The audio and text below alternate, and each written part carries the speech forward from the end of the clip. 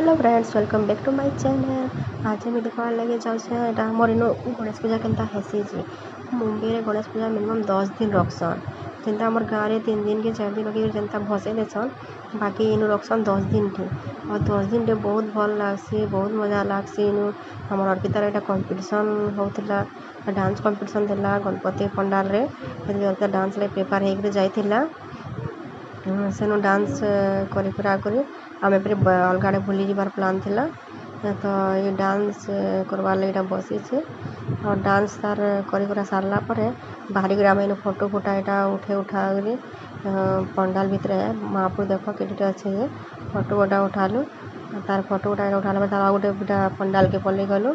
यहाँ पूरा देख केन्ता सजा है कैब भलिया भितर गुम्फा टाइप करी आम यहाँ जाऊँ भीतर के। यहाँ गोटे अच्छे आमर जम्मू काश्मीर एंता मंदिर टे अच्छे तार डिजाइन बनी यहाँ बहुत बढ़िया बढ़िया डिजाइन माने बनासन। सब थर किसी ना कि नुआ गोटे डिजाइन नहीं करी माने गणपति एंता बसासन। देख जौन सर यहाँ शिवलिंग अच्छे ठाने शिवलिंग पहला दर्शन करी तार आगे बढ़ले जो गणपति और भगवान अच्छा बहुत भल लगुला। यहाँ बहुत सुंदर बनी थिले, काम तकर बहुत बढ़िया थी से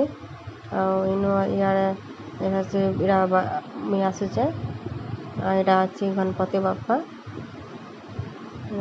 देखवार लगे बहुत सुंदर दिशुचे, केते सुंदर डिजाइन बना है शिव भगवान का डिजाइन के नहीं करी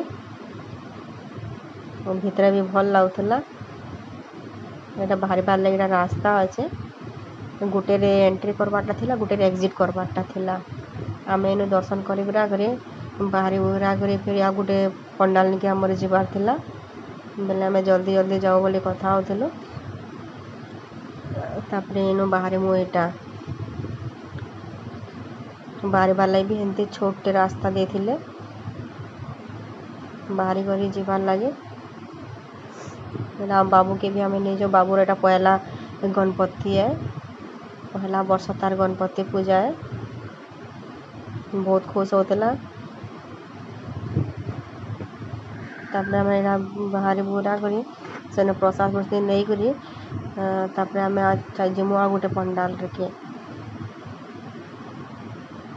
बाहर बाहर लगे बाट अच्छे सेनु बाहर टिके बाहरला इन प्रसाद दौले आर साइड लाइन लगी जीवार लगे। यहाँ हूँ आ गोटे पंडाल जिनके आम आसमु बोलूलु। ये पंडाल डिजाइन बना है अष्ट विनायक डिजाइन रे बना होता। और यहाँ गोटे पंडाल अच्छे यहाँ भी गोटे डेकोरेशन कराई जेनटा कि कुला और टोकरी मान को नहीं डिजाइन बना होता। बहुत भल भी लगुला। यहाँ बहुत बड़ जगह नहीं करी माने बनी थे सब थर बनासन और बहुत सुंदर हिसाब से डिजाइन करी सब। आम यहाँ सकाल बेला जाइलु बोला बहुत खाली थिला कहीं नहीं बहुत भल दिशुचे। यहाँ 10 दिन पूरी गला पर सांग मानकटा विसर्जन करवार थिला ताकटा आम यहाँ विसर्जन कर आसी विसर्जन करवा लगी बंद कि नयद कि हेन्ता माने किसी नहीं जेनटा कि समुद्र अच्छे बाकी समुद्र रे बहुत बाटे भीड़ थीसन और बहुत बड़ बड़ सेन के महाप्रभु मूर्ति नहीं गिरी जासन।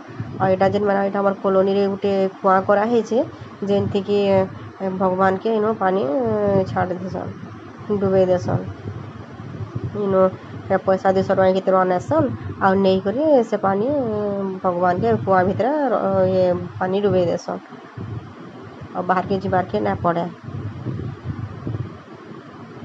देखो इन के डुबो जे नेक्स्ट वीडियो देखवा मोर चैनल के सब्सक्राइब लाइक करूँ सब्सक्राइब करूँ और जल्दी से जल्दी शेयर करूँ। तार नेक्स्ट वीडियो में देखा अब विसर्जन केन्ता होचे जे। Thank you, bye bye. Ganpati Bappa Morya. 1 2 3 4 Ganpati जय जय जयकार।